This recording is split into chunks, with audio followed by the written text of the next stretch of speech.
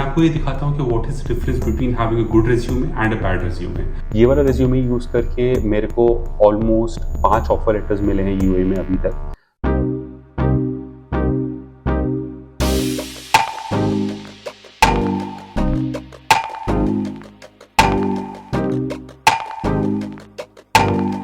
Hi guys, welcome back to my channel. I hope आप सब लोग ठीक होंगे। लास्ट वीडियो में हम लोगों ने डिस्कस किया था कि मेरी जॉब सर्च स्ट्रैटेजी क्या थी दुबई में एंड किस तरीके से मेरे को ऑलमोस्ट 15 डेज के अंदर जॉब मिल गई थी यहाँ पर। उस जॉब सर्च स्ट्रैटेजी वाले वीडियो में मैंने कुछ पॉइंट्स पे बहुत ज़्यादा एम्फसाइज किया था। उसमें से एक जो मेजर पॉइंट था वो था how you should have a solid resume in place. वो सॉलिड रिज्यूमे की क्या इंपॉर्टेंस है वो इस वीडियो में डिस्कस करते हैं एंड मैं आपको ये दिखाता हूँ कि what is difference between having a good resume and a bad resume. मेरे को किसी ने ये नहीं बताया कि इन दोनों में से कौन सा रिज्यूमे सही है, कौन सा रिज्यूमे गलत है। ये मोरलेस मैंने अपने पर्सनल एक्सपीरियंस के ऊपर नोटिस किया कि जब मैं पहला वाला रिज्यूमे यूज़ करता था तो मेरे को उतना ज़्यादा ट्रैक्शन नहीं मिलता था यूएई जॉब मार्केट में। बट जब मैंने दूसरा वाला रिज्यूमे यूज़ करना शुरू किया तो फिर मेरे को थोड़े से ज़्यादा इंटरव्यू कॉल्स आते थे। Before I move ahead in this video मैं अपने बारे में थोड़ा सा बता देता हूँ। मेरा नाम है केतन। मैं 2022 में अपनी फैमिली के साथ यहाँ पर माइग्रेट हुआ था एंड तब से मैं यहाँ पर जॉब करता हूँ। इस चैनल में मैं ऐसे वीडियोस डालता हूँ जिससे आपको हेल्प मिलेगी अगर आप भी दुबई मूव होना चाहते हैं, अगर आप दुबई की जॉब मार्केट को समझना चाहते हैं या जस्ट आउट ऑफ क्यूरियोसिटी अगर आप दुबई के बारे में जानना चाहते हैं। अगर आप लोग भी दुबई मूव होना चाहते हैं तो अपने क्वेश्चंस को प्लीज़ कमेंट्स में ज़रूर डालिए। अभी आप लोगों ने शुरुआत में नोटिस किया होगा कि एटलीस्ट जितने भी लोग कमेंट कर रहे हैं मैं उन सभी लोगों को रिप्लाई कर रहा हूँ एंड आई होप मेरे रिप्लाई से आपको थोड़ी सी हेल्प मिल रही होगी। सो प्लीज़ कमेंट्स में मेरे को ये ज़रूर बताइए कि आपका क्या एक्सपीरियंस है, आपकी क्या प्रोफाइल है एंड ऐसे कौन से वीडियोज़ हैं जो आप चाहते हैं मैं नेक्स्ट बनाऊँ। Okay, so let's get started.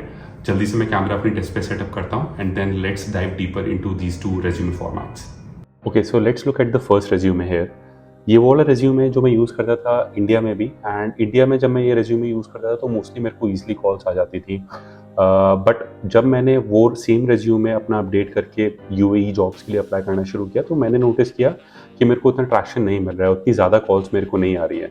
तब मेरे को समझ में आया कि that there is some problem है। मैंने थोड़ा सा रिसर्च करना स्टार्ट की, थोड़े आर्टिकल्स पढ़े, थोड़े से वीडियोज़ देखे। तब मैं समझ गया कि okay, the resume that I am using here is not very UAE specific.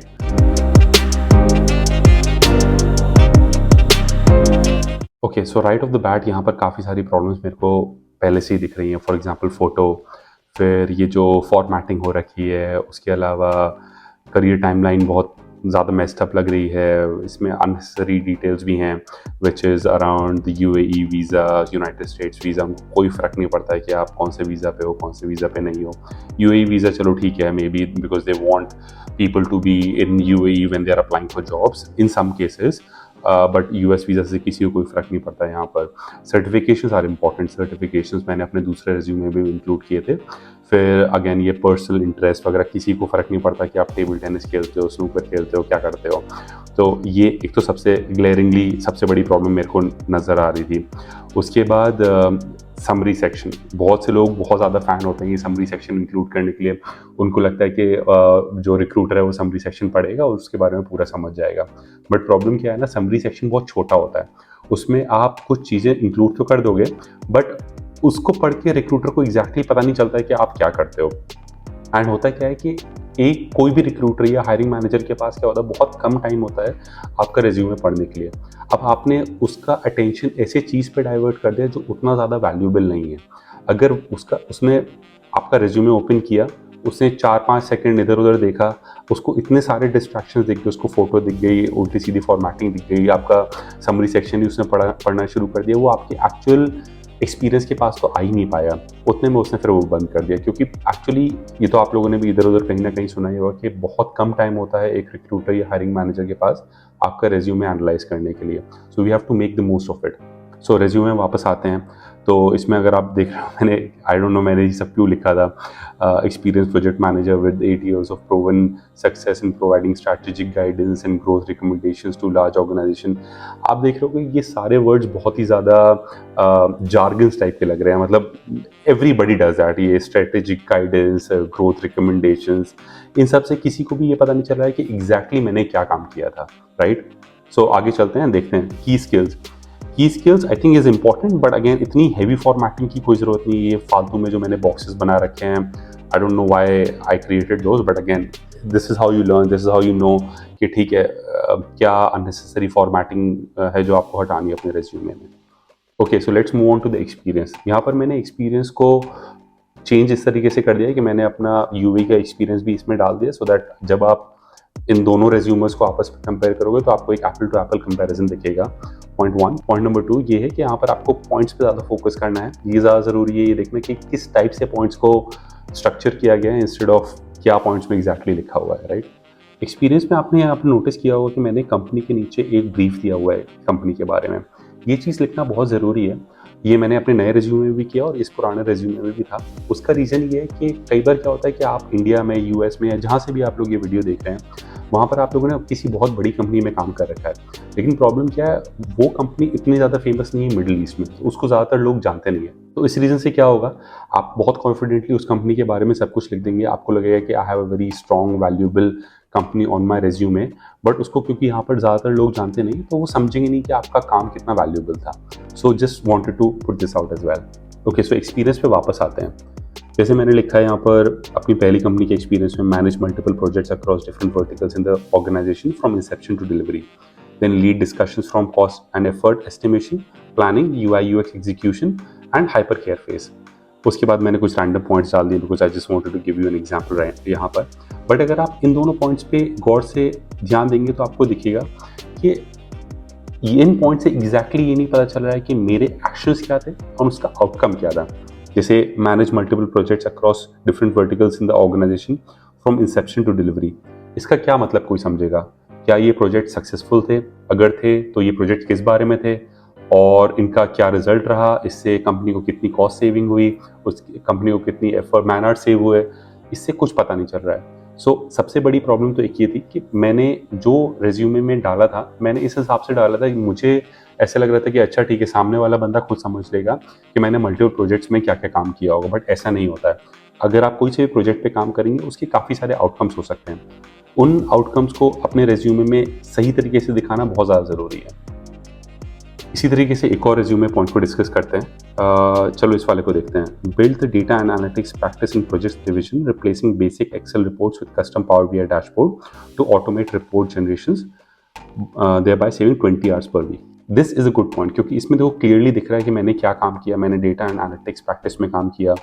Exactly क्या किया, मैंने एक्सेल को पावर बीआई से रिप्लेस किया और मैंने ऑटोमेट कर दिया रिपोर्ट जनरेशन, और उसका आउटकम क्या था कि मैंने अबाउट 20 आवर्स पर वीक की सेविंग दी अपनी टीम को।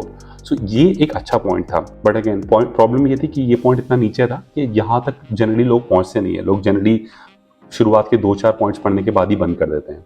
ओके, एक और पॉइंट देखते हैं कंपनी 3 में। आई डोंट नो मैंने इसमें इतना ज़्यादा लंबा पॉइंट क्यों लिखा हुआ था। It says led the development of an IBP framework that enabled monthly demand forecasting resulting in cost saving of approximately 10 million. उसके बाद मैंने इसी पॉइंट में आगे कंटिन्यू कर दिया है, establish strong relationship with the client, net contract value increment from 300K to 2 million and so on. Ideally एक अगला पॉइंट होना चाहिए था, बट मेरे को ऐसा लग रहा था कि चलो मैंने एक एंगेजमेंट में जितनी भी चीज़ें की हैं मैं वो सारी एक एंगेजमेंट के पॉइंट में दिखाता हूँ, अगली एंगेजमेंट में अगली पॉइंट दिखाता हूँ। बट अगेन ये प्रोसेस थोड़ा सा गलत था। आइडियली आपको उसी चीज़ पे फोकस करना है जो आपका सबसे ज़्यादा इम्पैक्टफुल काम था आपके करियर में एक कंपनी में।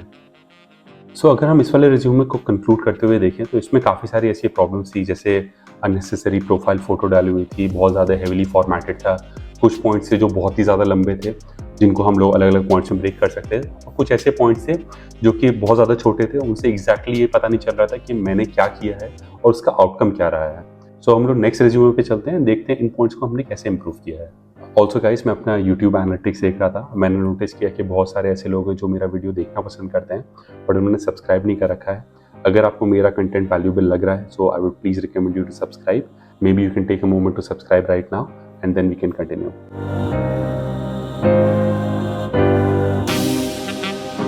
ओके गाइस, अगला वाला रिज्यूमे में एक बार चेकआउट करते हैं एंड देखते हैं कि ये रिज्यूमे कैसे डिफरेंट था पहले वाले रिज्यूमे के कंपैरिजन में।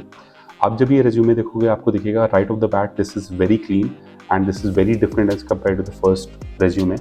ये वाला रिज्यूमे यूज़ करके मेरे को ऑलमोस्ट 5 ऑफर लेटर्स मिले हैं यूएई में अभी तक। 3 ऐसी कंपनीज है जो मैंने ज्वाइन की, this is third company where I am working in UAE. तो इसमें अगर आप क्लियरली देखोगे इस ऊपर सिर्फ नाम है, ईमेल एड्रेस है, फ़ोन नंबर है, लोकेशन दुबई है। लोकेशन दुबई डालना बहुत ज़रूरी है क्योंकि बहुत सारी ऐसी कंपनीज़ हैं जो कि बाहर से दूसरी कंट्री से लोगों को इस वक्त हायर नहीं करना चाहती। थोड़ी छोटी कंपनीज जिनका बजट कम है, इनफैक्ट बड़ी कंपनीज भी है जो चाहती है कि वो लोकल टैलेंट को ज़्यादा प्रमोट करें, तो वो लोग ये चाहते हैं कि वो लोकली ही हायर करें लोगों को। मैं ये रिकमेंड करूँगा कि अगर आप एक्चुअली दुबई में या अबू धाबी में, यूएई में किसी भी लोकेशन पे हो, तभी सिर्फ यहाँ पर लोकेशन अपनी यूएई लिखिएगा, वरना जो आपकी सही लोकेशन है वही लिखिएगा। बहुत सी ऐसी कंपनी है जो आपको होम कंट्री से भी हायर करती हैं, तो ऐसी प्रॉब्लम नहीं है अगर आपको लग रहा है कि अगर आपने दुबई लिखा हुआ है सिर्फ तभी कॉल्स आएंगी, बट ऐसा बिल्कुल भी नहीं है। सो गोइंग बैक, यहाँ पर सिंपल लोकेशन है एंड मेरी लिंक्डइन प्रोफाइल है जिसका लिंक मैंने दिया हुआ है। प्रोफेशनल एक्सपीरियंस मैंने बहुत ही ज़्यादा डिटेल में नहीं लिखा है क्योंकि ऑफ कोर्स मैं उन्हीं चीज़ों पे फोकस करना चाहता हूँ जिस पर मैं चाहता हूँ रिक्रूटर का या हायरिंग मैनेजर का फोकस जाए। सो फर्स्ट वाले एक्सपीरियंस को एक बार इग्नोर करते हैं, सेकंड वाली कंपनी पे आते हैं एंड आप देखोगे कि मैं वो सेम पॉइंट डिस्कस करता हूँ जो मैंने फर्स्ट रेज्यूमे में डिस्कस किया था। So here it says led the development of an IBP framework from a global top 10 pharma company that enabled monthly demand forecasting resulting in a cost saving of approximately $10 million। तो आप देखो ये point same था, वहाँ पर ये almost एक paragraph का पॉइंट था, वहाँ पर मैंने और अननेसेसरी डिटेल्स डाली हुई थी, बट यहाँ पर मैंने बहुत ही लिमिटेड डिटेल्स डाली हुई है। इसको पढ़ के एग्जैक्टली पता चला कि मैंने क्या काम किया था। I led development of an IBP framework, किसके लिए किया था, एक ग्लोबल टॉप 10 फार्मा कंपनी के लिए किया था एंड उसका क्या आउटकम था, वो मंथली डिमांड फोरकास्टिंग के लिए यूज होता था और उससे कॉस्ट सेविंग हुई थी अप्रॉक्सीमेटली इतने $US की। सो इस पॉइंट से आपको क्लियरली ये दिख रहा है कि ये एक वेल राउंडेड पॉइंट है। इससे एग्जैक्टली पता चल रहा है कि मैंने क्या काम किया, किसके लिए काम किया और उसका आउटकम क्या रहा। मूविंग ऑन, एक और पॉइंट देखते हैं, हम लोग नोटिस करते हैं। सो ये मेरी थर्ड कंपनी के लिए था, which was a market research firm, led business analytics projects and developed an XYZ model to track client interaction and improve retention from X% to Y%। So मैंने यहाँ पर क्या काम किया, मैंने एक एनालिटिक्स प्रोजेक्ट पे काम किया, एक उससे मॉडल क्रिएट किया। किस लिए क्रिएट किया, client interaction and retention calculate करने के लिए किया एंड उसमें उससे क्या आउटकम रहा, फ्रॉम X% टू Y% मेरे को क्लाइंट रिटेंशन बेटर देखा। सो यहाँ पर क्लियरली दिख रहा है कि मैंने पॉइंट्स को काफ़ी कंसाइज किया हुआ है और सिर्फ उन्हीं चीज़ों पे फोकस किया हुआ है जिससे रिक्रूटर को एग्जैक्टली पता चल रहा है कि मैं क्या काम करता था। इसके अलावा मैंने ज़्यादा अननेसेसरी डिटेल्स भी नहीं डाली हुई हैं, जैसे एकेडमिक क्रेडेंशियल्स में मैंने अपनी डिग्री का नाम डाला हुआ है, कहाँ से डिग्री की है वो डाला हुआ है। स्किल्स एंड इंटरेस्ट में मैंने अपनी टेक्निकल स्किल्स डाली हुई, कंप्यूटर रिलेटेड स्किल्स डाली हुई एंड लैंग्वेज स्किल्स डाली हुई है। टेक्निकल स्किल्स में मैंने यहाँ पर लिंक भी डाला हुआ है। अगर आपके पास कोई ऐसा सर्टिफिकेट है जिस पे लोग एक लिंक पे क्लिक करके जाके वेरीफाई कर सकें कि आपने क्या सर्टिफिकेशन किया हुआ है, तो ये बहुत ज़्यादा एडवांटेजेस रहेगा। ओके गाइस, सो दो कॉमन मिस्टेक्स के बारे में बात करते हैं जो बहुत से लोग अपने रेज्यूमे में करते हैं। सो पहली मिस्टेक ये है कि लोग अपने रेज्यूमे की ग्रामर और स्पेलिंग चेक नहीं करते हैं। आई कैन नॉट स्ट्रेस मोर कि आपका जो रेज्यूमे है वो एकदम पिक्चर परफेक्ट होना चाहिए। आप मेरे को एक बात बताओ, अगर आपके पास कोई रेज्यूमे आता है, आपको ये नहीं लगेगा कि सामने वाले बंदे के पास सिर्फ एक काम था, एक उसको डॉक्यूमेंट बनाना था अपना अच्छा इंप्रेशन मेरे ऊपर डालने के लिए एंड उसने उसमें भी प्रॉब्लम कर दी। अगर वो बंदा आपको हायर करेगा तो उसको ये नहीं लगेगा कि यार इससे एक पेज का अपना डॉक्यूमेंट सही से नहीं बना, ये हमारे यहाँ की रिपोर्ट्स डैशबोर्ड कैसे सही से बनाएगा, right. So I can not stress more, but अपना रेज्यूमे एकदम परफेक्ट रखना, उसमें कभी भी कोई ग्रामर मिस्टेक या स्पेलिंग मिस्टेक मत रखना। आजकल तो बहुत ही ज़्यादा ईजी हो गया है, आप किसी भी एआई टूल पे जाओ, अपना रेज्यूमे अपलोड करो और उसको बोलो कि इसमें अगर कोई ग्रामेटिकल या स्पेलिंग मिस्टेक्स हैं तो उसको बताओ एंड इम्प्रूव करो। आप ईजिली किसी भी एआई टूल से अपने रेज्यूमे को इम्प्रूव कर सकते हैं। सेकंड कॉमन मिस्टेक के बारे में बात करते हैं। बहुत से लोग ये करते हैं कि एक रेज्यूमे उठाते हैं और उसी रेज्यूमे को से लेके सारी जॉब्स में अप्लाई करते हैं।